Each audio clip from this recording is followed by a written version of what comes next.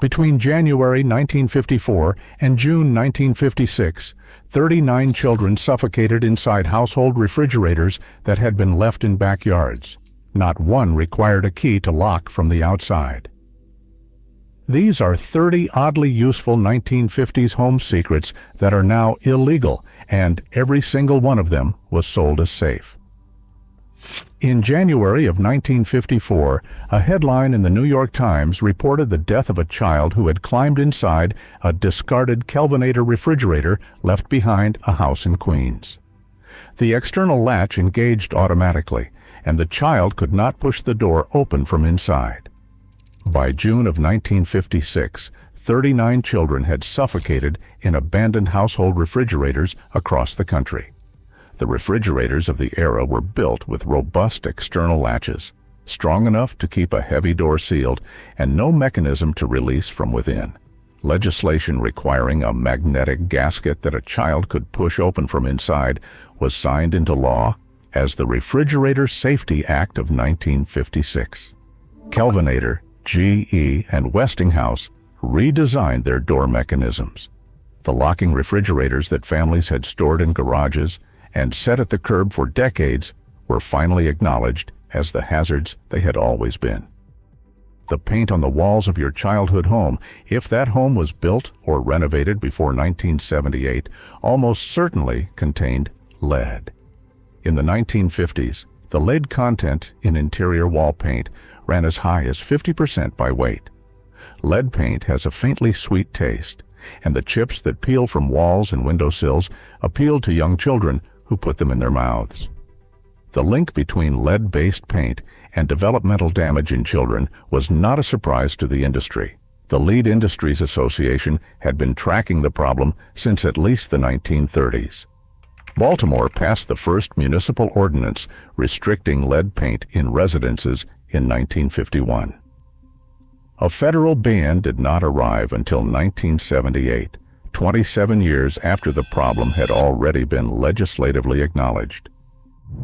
If you walked into a 1950s suburban backyard on any weekday afternoon, there was a reasonable chance someone on the block was burning trash. The backyard incinerator, a metal drum or brick box near the rear fence, was standard household equipment. Everything went in. Newspapers, cardboard, food scraps, paint cans, rubber, plastics, and chemically treated wood, all burned open air with no filter, the smoke drifting across adjacent yards and into open windows. Los Angeles became the first major city to ban residential burning on October 1, 1957, as the smog crisis made the effect of thousands of simultaneous backyard fires impossible to ignore. Federal air quality standards did not arrive until the Clean Air Act of 1970. Until then, the burning continued every afternoon across suburban America. Rayon children's nightgowns were a popular and affordable sleepwear choice in the early 1950s, soft, inexpensive, and available in cheerful prints at department stores and mail-order catalogs. Rayon ignites easily, burns fast, and produces a clinging flame that spreads across the garment before a child or parent can respond. The Flammable Fabrics Act of 1953 was passed because of a documented pattern of injuries and deaths involving children's nightwear catching fire from stove burners, candles, and fireplaces, the thin fabric igniting and traveling up the garment in seconds. The act banned the most dangerously flammable fabrics from clothing, but enforcement was limited in its early years. A mandatory requirement for flame-resistant children's sleepwear did not arrive until Consumer Product Safety Commission standards in the 1970s, 2 decades after the problem had been legislatively named. Before the rayon nightgown debate reached its conclusion, a different household hazard was being handed directly to consumers with cheerful packaging and government endorsement. DDT aerosol cans, sold under brand names like Flit, Raid, and Black Flag, were marketed throughout the late 1940s and 1950s for use on kitchen surfaces, bedroom walls, and children's mattresses. DDT is an organochlorine compound that accumulates in fatty tissue and does not break down. The USDA had promoted DDT as a domestic product since the mid-1940s, and the cans carried no warning beyond a caution about open flame near the propellant. Rachel Carson's 1962 book Silent Spring documented its accumulation in human tissue, triggering a national debate the industry aggressively fought. The EPA banned DDT for most uses in 1972. The cans sprayed on mattresses for 20 years had already done their work. The household mercury thermometer, a thin glass tube with a silver column that was held under the tongue for 3 minutes, sat in virtually every American medicine cabinet throughout the 1950s.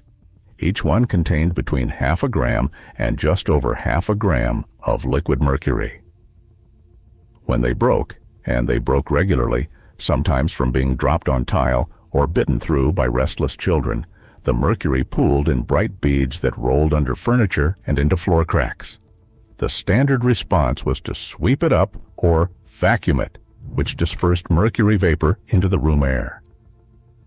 Mercury evaporates at room temperature, and the vapor is absorbed through the lungs. Children who played with the spilled beads absorbed it through the skin. The mercury fever thermometer was phased out of consumer use in the late 1990s, decades after the pediatric risks had been clearly documented. Unvented gas space heaters were a common solution to drafty rooms throughout the 1950s.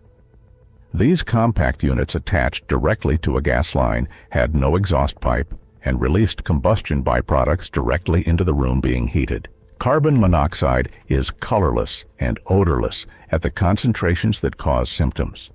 Nitrogen dioxide, another combustion byproduct, causes respiratory damage at sustained low exposures. Families ran these heaters in bedrooms with the windows closed against the cold, and the gradual oxygen displacement and carbon monoxide accumulation progressed without any warning the occupants could detect. There were no federal standards governing unvented gas heater emissions in the 1950s. The American National Standards Institute did not adopt performance standards for these devices until the 1980s. The debate over whether they should be permitted in sleeping areas has continued in various states through the present day. In 1952, a 2-year-old in New York City died after exposure to carbon tetrachloride fumes in a small apartment where a household cleaning product had been used to remove grease stains. 11 other deaths attributed to carbon tetrachloride were recorded the same year. Carbon tetrachloride was the most widely sold household degreaser and dry cleaning fluid in America at the time, available at hardware stores and 5 and dime shops, and used on kitchen surfaces, upholstery, clothing, and garage floors. It has a sharp chemical smell that fades quickly as the liquid evaporates, and it evaporates fast, the fumes filling the air of a small room before the user has put the cap back on the bottle. Carbon tetrachloride damages the liver and kidneys at acute doses, and it is classified as a possible human carcinogen. The FDA moved to restrict it in household products through the 1960s and 70s. By the time it left consumer shelves, it had been in American homes for the better part of 40 years. Long before plastic-sheathed wiring became standard in residential construction, American homes ran on cloth-insulated conductors, rubber and fabric-wrapped cables that dried, cracked, and became brittle over time with no external sign that anything had changed. The cloth braid covering many post-war wiring systems absorbed moisture and dust, creating conditions for arc faults, electrical current jumping between conductors through degraded insulation that generated heat before it generated flame. Attic installations often ran through insulation that compressed the wiring and accelerated heat buildup. There were no ground fault interrupters, no arc fault circuit breakers, and no enforced federal residential wiring standards until the National Electrical Code gained wide adoption through the 1960s and the 70s. Much of this wiring is still in service in homes that have never been fully rewired. Home canning was a point of domestic pride in 1950s America. Shelves of sealed jars lined the basement, representing a summer's worth of vegetables preserved by hand. The problem was the method. Water bath canning does not achieve temperatures high enough to eliminate Clostridium botulinum spores in low-acid vegetables like green beans, corn, and beets. Those spores produce botulinum toxin in the anaerobic environment of a sealed jar. The USDA had published guidance on the necessity of pressure canning for low-acid vegetables since the 1920s. However, home economics guides of the 1950s still circulated water bath instructions, and many families followed what their mothers had done rather than updated extension service guidance. In 1977, a church potluck in Pontiac, Michigan, resulted in 59 confirmed botulism cases from home-canned peppers. The risk had never gone away. The same year, home canners in Pontiac were being hospitalized. Another chemical was still being pumped beneath the foundations of new American homes without a second thought. Chlordane had been used as a termite preventive in residential construction since 1948, injected into soil beneath slabs and around foundation perimeters across the country. Approximately 30 million homes were treated with it between 1948 and 1988. Chlordane is an organochlorine compound that does not break down in soil, and it volatilizes from treated ground into the indoor air of homes built above it, meaning families were inhaling it continuously at low levels for years. Air samples taken in treated homes in the 1980s found detectable Chlordane affecting an estimated 52 million Americans' living spaces. The EPA canceled its registration for termite use in 1988. The chemical in the soil beneath those homes remains there today. The radium-dial clock on the bedside table of a 1950s American family glowed with a faint green light produced by radium-226, mixed with zinc sulfide, painted onto the clock face by workers, mostly women, instructed to point their brushes with their lips. The radium girls began dying from radiation-induced cancers and jaw necrosis in the 1920s, and the litigation they pursued in the 1930s produced some of the earliest occupational safety law in the United States. The consumer product remained on the market nevertheless, sold through the 1950s and into the 1960s, sitting inches from a sleeping face for 8 hours a night. No recall was ever issued. Today, undiscarded radium-dial clocks are classified as low-level radioactive waste requiring disposal through licensed channels. Millions of them pass through ordinary households without anyone saying a word. The silver-colored solder connecting every copper pipe joint in an American home built before 1986 contained as much as 50% lead by weight. Plumbing guides of the 1950s treated this as an unremarkable fact of construction. Lead solder created strong, watertight joints. It was easy to work with, and the water coming out of the tap ran perfectly clear. What was happening inside the pipes was invisible.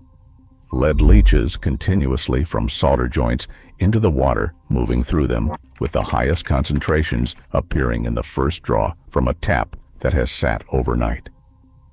The glass of water poured before school in the morning was routinely the most contaminated of the day. The EPA banned lead solder in plumbing under the Safe Drinking Water Act amendments of 1986. Homes built before that year still have it threaded through their walls.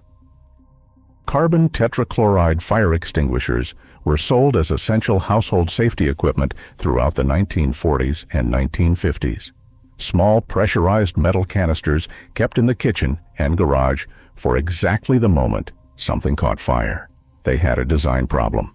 When carbon tetrachloride contacts a hot fire or heated metal surface, it converts to Phosgene, a gas used as a chemical weapon in the First World War.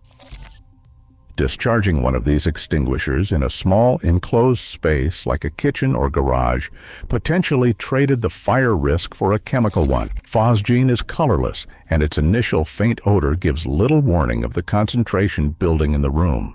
Underwriters Laboratories had withdrawn its certification from these extinguishers by the 1950s, but the canisters remained in workshops and on hardware store shelves for years after, still marketed as a household first line of defense against fire. The safety item was the hazard. If the fire extinguisher told you something about how households in the 1950s handled emergencies, paregoric tells you something about how they handled crying babies. Paregoric, camphorated tincture of opium, was available at any American pharmacy without a prescription until 1970, and home medicine guides recommended it for infant colic and diarrhea without hesitation. It came in small amber bottles that smelled of camphor and anise, and families measured it out by the dropper or spoon and gave it to children as young as a few months old. It worked reliably and immediately because the active ingredient was opium. No pharmacist's signature was required, no doctor needed to be consulted, and no federal authority had yet classified it as a controlled substance. That classification came under the Controlled Substances Act of 1970.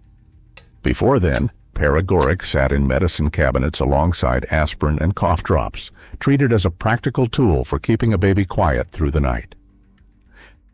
The A.C. Gilbert Company sold chemistry sets to American boys throughout the 1940s and the 1950s, with marketing that promised real science, and they delivered more completely than any modern toy could legally attempt. Gilbert's sets included sodium cyanide compounds for electroplating demonstrations, potassium permanganate, ammonium nitrate, and, in some editions, uranium ore samples billed as a bonus for budding nuclear scientists. The glass vials smelled of sulfur and ammonia, and the instructions treated a 12-year-old as capable of experiments that would today require a licensed laboratory and a fume hood. There was no age restriction on purchase, no requirement for adult supervision, and no warning beyond a gentle suggestion to work in a well-ventilated area. The Consumer Product Safety Commission, which might have had something to say about sodium cyanide in a child's gift box, did not exist until 1972. The chemistry set sat on the kitchen table. There was a period in the 1950s when creosote-soaked railroad ties became a fashionable material for suburban garden beds and landscape borders. They were cheap, available from rail companies retiring old track, and heavy enough to hold their position without fasteners. They lasted indefinitely, which was the point. They also leached into the soil. Creosote is a thick coal tar compound classified by the EPA as a probable human carcinogen, and it migrates continuously from treated wood into the surrounding soil.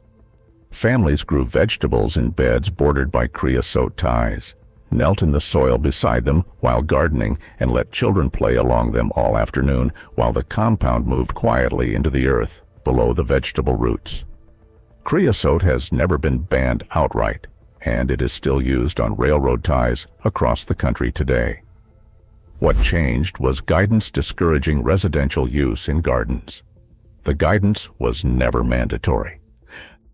The pressure-treated lumber used to build suburban decks, backyard playsets, and sandbox frames from the 1960s through the early 2000s was saturated with chromated copper arsenate, a wood preservative containing inorganic arsenic, which the Environmental Protection Agency classifies as a known human carcinogen. The wood had a distinctive green-gray tint, and children touched it constantly, gripping slide handrails, sitting on sandbox edges, pressing their palms against deck boards.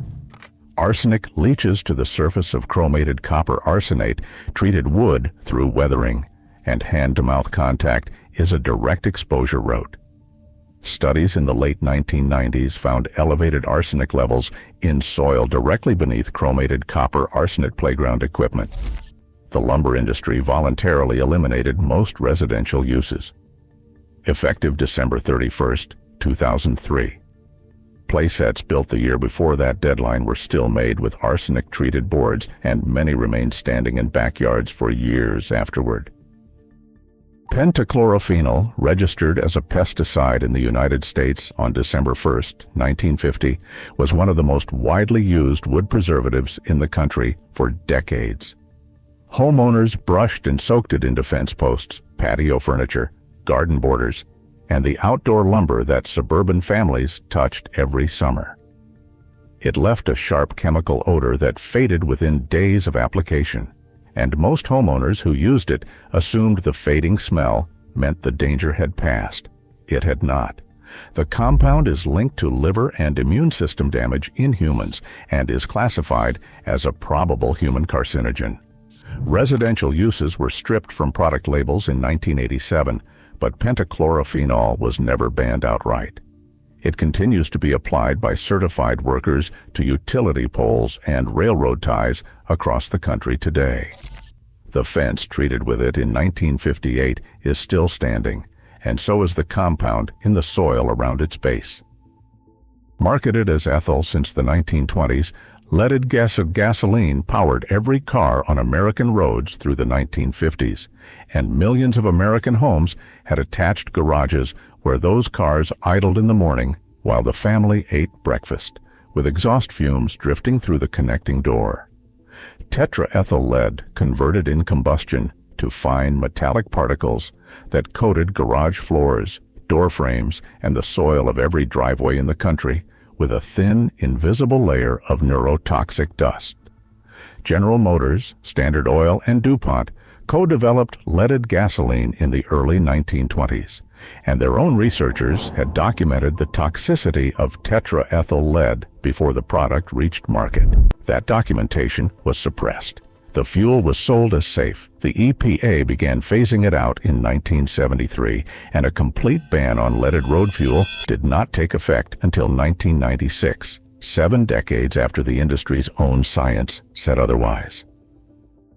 Thalidomide was prescribed across Europe and Canada in the late 1950s and early 1960s as a treatment for morning sickness, a white tablet considered mild enough to be sold without a prescription in some countries. It caused severe birth defects. The drug interfered with limb development during the first trimester, and more than 10,000 children were born with shortened or absent limbs as a direct result of their mothers taking it. The manufacturer, the German firm Chemie Grunenthal, had conducted no adequate reproductive safety testing before putting it on the market.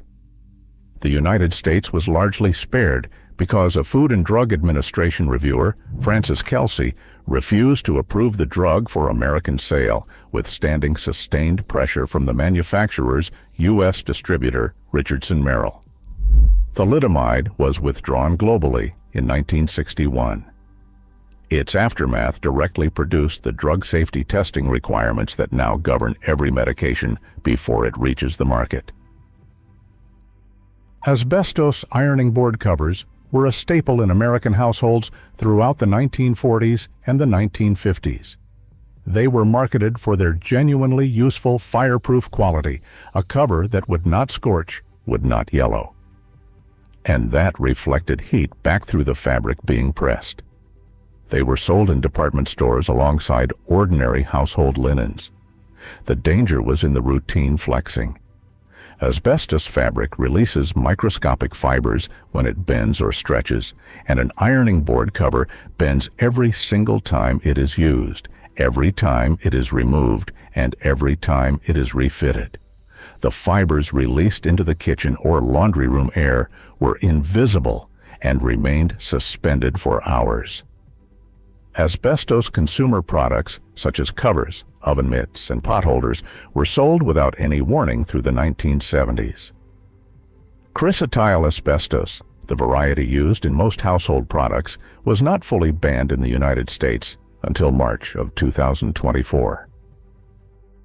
The rotary lawnmower that sat in every American garage throughout the 1950s ran a steel blade at roughly 3,000 revolutions per minute, completely exposed beneath the deck, no guard, no automatic shutoff, no way to stop the blade instantly if something went under it.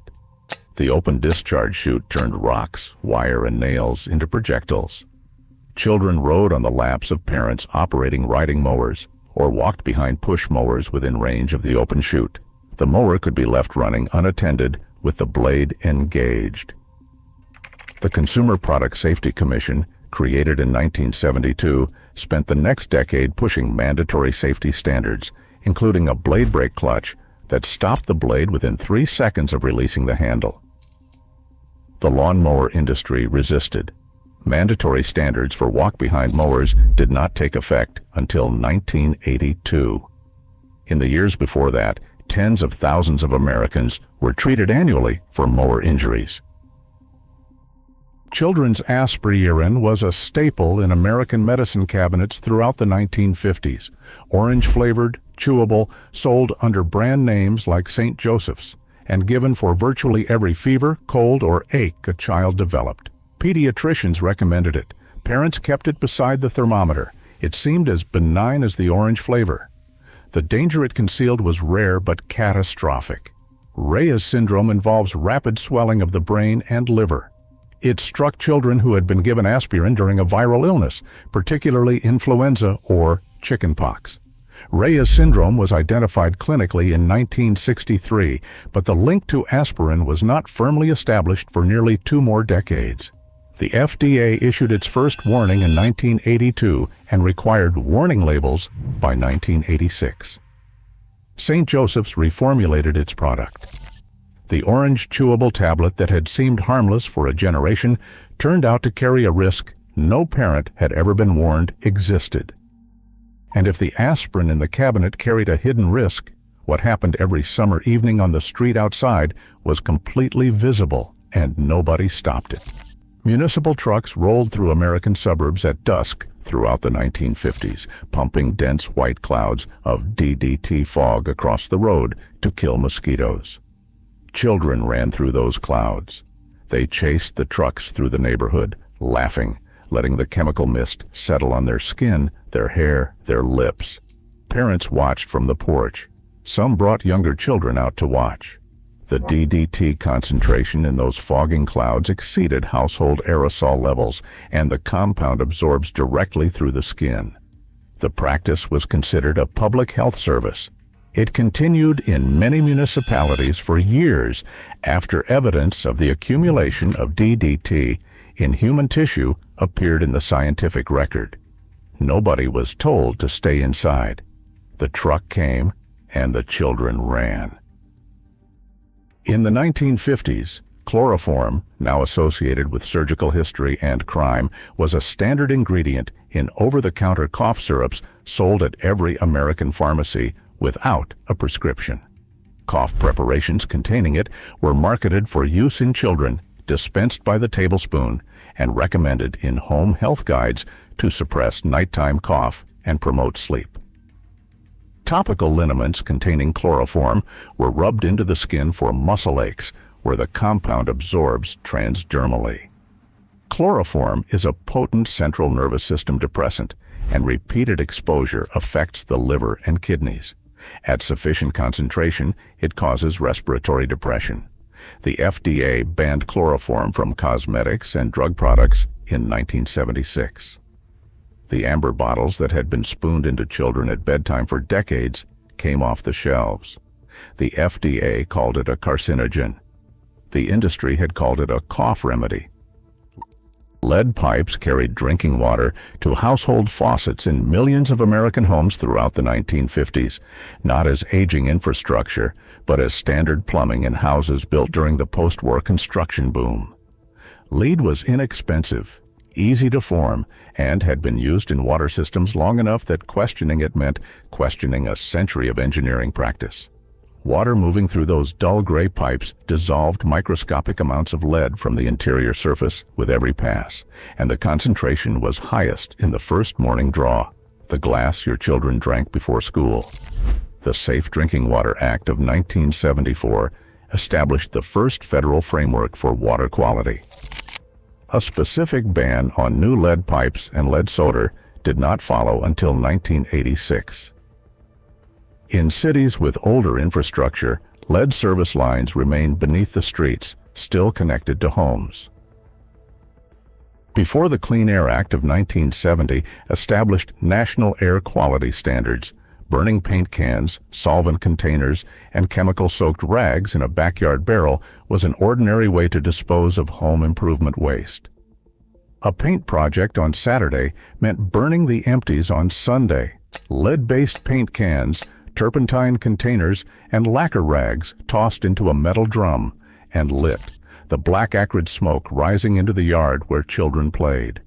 The fumes from burning lead paint released lead particles. The fumes from burning lacquer thinner released compounds now classified as carcinogens. None of this required a permit. Open burning regulations vary by state and municipality to this day, and in many rural jurisdictions, burning household waste in a backyard barrel remains legal. What changed was the chemistry of what was being burned, and a growing understanding of how those fumes and residues could harm people, especially children. A common home insulation upgrade throughout the 1950s involved drilling holes in exterior walls and blowing loose asbestos fiber into wall cavities through a pressurized hose, filling the house with material that would release microscopic fibers into interior air for decades as it settled and was disturbed by renovation. Contractors worked without respirators. Homeowners were not told to leave the room. The asbestos industry had internal documentation of the fiber's pulmonary risks going back to the 1930s. Suppressed studies, company medical reports, and legal settlements paid quietly to sick workers, and it continued marketing this material as safe residential insulation throughout the post-war housing boom. Tens of millions of pounds were installed in American homes.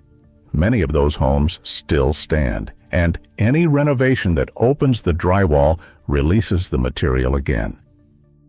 The spot remover kept in the laundry cabinet throughout the 1950s was almost certainly carbon tetrachloride.